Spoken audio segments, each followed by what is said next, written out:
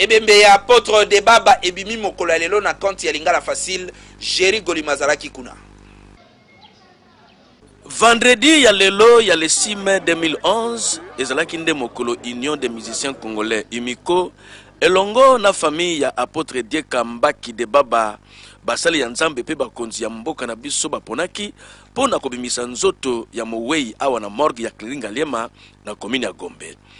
Liboso ya ba musiciens profanes chrétiens pe ya basali ya nzambe ndenge na ndenge, sans oublier la présence remarquée pe remarquable ya général Oleko ya police nationale congolaise pe ya bato ebele. Cortège ememaki nzoto ya apôtre de Baba pona ko traverser nango ba balabala ya minene ya Kisasa ti awa na place des artistes na rond-point ya Victoire na quartier Matonge et sika bakitisaki ye de façon que population kinoise et ça la recueillement kitoko parce que place des artistes oyo ezalaka incontournable pour ba artiste nyonso. Botela bino moko ndenge elekaki.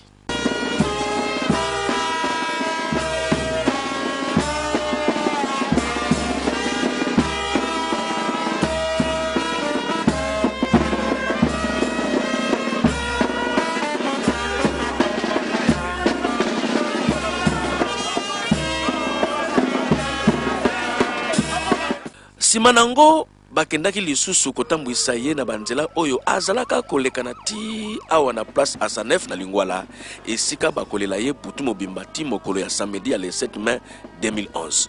Bandeko babolingo tokosenga na moto nyonso akoya kolela ndeko ya Congo apôtre de Baba ke akufi lokola mosali monene ya nzambe. Donc awa ezali esika ya koya kosenga bato banyongo te, esika pe ya kala ingango kala itekiniki te, ni esika ya kosala loyenge. Bopesa respect na bawei parce que bazalaki lokola bino mpe ndenge alali ponge libela boye lobi ekoki pe kozala tour na yo bomona loin mpe ete ya bino.